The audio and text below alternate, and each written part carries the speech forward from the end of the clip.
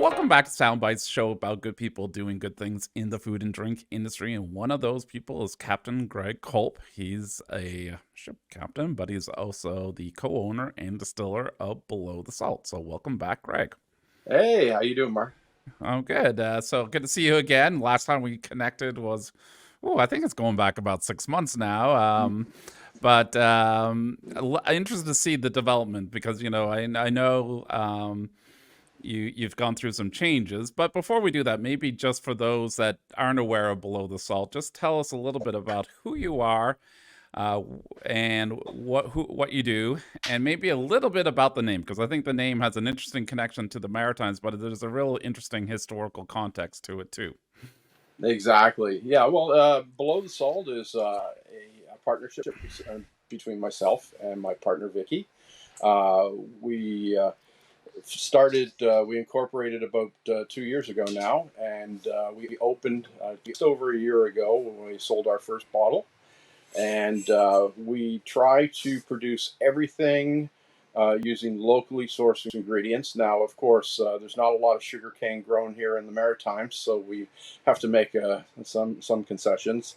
So we use organic fair trade sugar cane from Central and South America. Um, we also use a little bit of Crosby's molasses because they're a pretty darn good company also. And Below the Salt comes from the Middle Ages when salt was highly valued.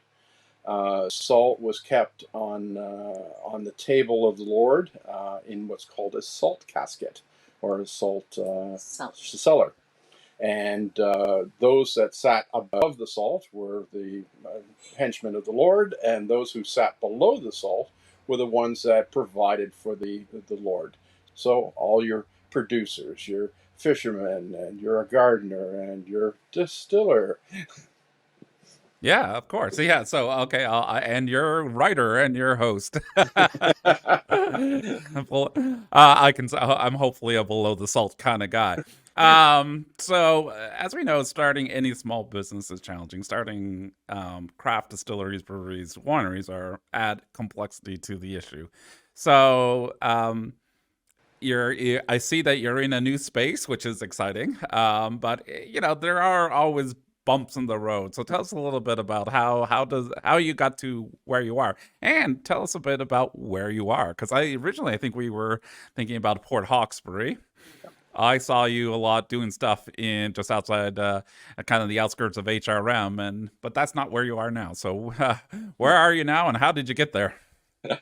So originally we planned to set up on Cape Breton Island, and through a number of administrative problems, we decided to set up temporarily in the HRM, which you came to visit us. Um, we commuted back and forth for the first year, and that took a lot of time. It took a toll on us just trying to get things done. We started looking for a piece of land. We had a enormous benefactor, a local philanthropist, heard our plight and came up with a wonderful little piece of land. We are located just on the outskirts of Arve Boucher, just across from Port Hawkesbury.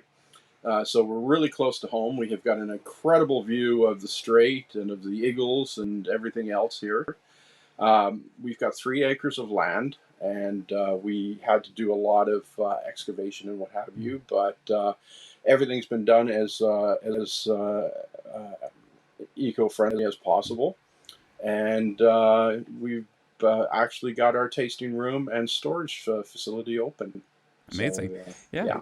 So let's dig into the environmental, because that's, we really kind of connected on that side. And Yeah. tell us about what you have in place now and what you are planning to do to kind of fulfill this goal of sustainability and environmental consciousness, because you've done a lot of work already, but I think there's more in the future plans, right?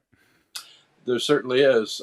Firstly, we had to bring a bit of fill up here for the driveway and for the parking area and for the foundations. Fortunately, there's a shale quarry not even a kilometer down the road, so we were able to truck all the shale in here.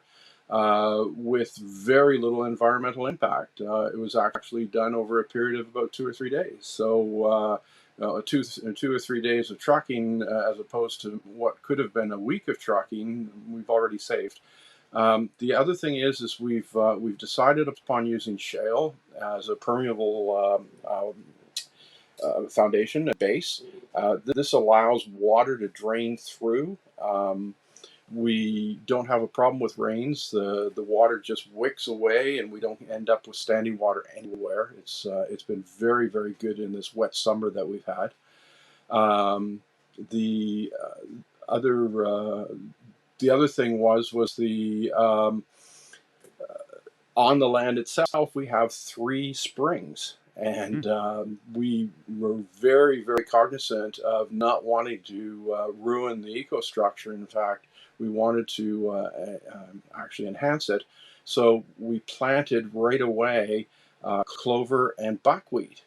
And we were quite a hit with the pollinators this summer. We sent you a little video of the bees having a field day with our buckwheat. But we're planning to plant even more next season, and we're planning to get our own hives from a local beekeeper. Amazing, amazing. And I know you're a lover of buckwheat, but we won't go into that too far today. But will the water ever be, part of the process of making spirit is the water addition, right? Which people don't really always think about. But will house your local water be, can it be a finisher at one point? Yes, we can't use water that's actually standing, so we have to create ponds and things like that. So that's what we're looking at doing long term. We've had it tested. It is phenomenal water, a little bit of iron, a bit of calcium, all sorts of lovely minerals, but not too hard. So it's really, really good, and yeah, we are definitely looking forward to using it one day. Amazing. And I know we're heading into the Christmas and New Year's season, so I think we should really just narrow in a little bit on what you make because I've had the pleasure of tasting and not everybody has. So I just used your a lot of your spruce tip gin to make a French 75 kind of variation for a holiday party a few days ago. What are the products that you have on offer? And so tell us a little bit about what you make. So we our first products are, of course, our spruce dip gin and our vodka. Both of those are a base of grains that come from floor malting at Horton Ridge down in the valley, as locally sourced as possible with them also, and organic. They're certified organic now. The spruce tips are actually harvested on Cape Breton Island, and we've got enough to get us through the winter. Just so we're looking forward to the spring so that we can harvest some more. The next product is a light rum, and what this is very interesting. It's almost like a kashaka. And Mm, what I wanted to do was I want to give people a taste of what actually comes out of the still. So it's very similar to an agricole. We call it a Mark mm, Can. mm. It's a light rum. It's got a very slight tinge, and that's because we put it into a barrel just for 6 to 8 weeks, just to mellow it a tiny bit. And it's a lovely, lovely sipper. Very, very popular with all our friends in South America. And Amazing. We'll add some the lime and make some caparinas and things like that. Caparinas or Marjitos. Yeah, we definitely we're popular with our Spanish friends. Okay, and So then the Shield Maiden because that's really quite a unique product too, right? yes, just before that though, we do Oh, have our Lardois Jock, and or pardon me, I'm getting mixed up here.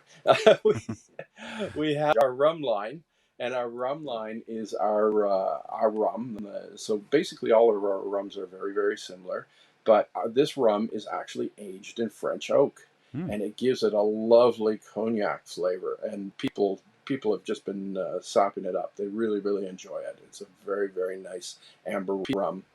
And yes, you mentioned our pièce de hmm, résistance, and that's our Shield Maiden. And Shield Maiden, what it was when I first met Al from Horton Ridge, and he showed me around. I just said, "Man, I got to do something. I got to do something that really is a taste of Nova Scotia." And I wanted something that I could take with me back to France, and say, "Hey, this is what I make." So what I did was I used a recipe I used to use when I was brewing beer. It's a braggot, so it's a little bit of grain, about 20%, and the rest is honey. Mm. And what happens? It was actually the drink of the Vikings. They couldn't actually distill mead. What they did was they would add the honey to their ale, and it would re-ferment and give them a higher alcohol and a very very nice flavor. So that's what the Vikings actually drank, and we distill it and we age it in French oak, and the drink that everybody said, why did you ever do that? Nobody will ever buy it. We sell out pretty much every batch, so we're really really happy with it.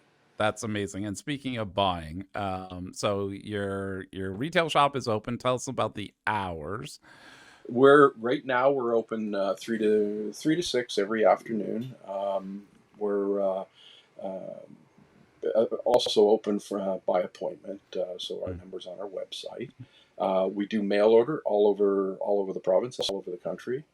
Our friends at Bishop or at Liquid Assets have been stocking our products since the beginning, and they're available for anybody that's traveling. And Bishop has started stocking our products also, so we're looking forward to that new partnership.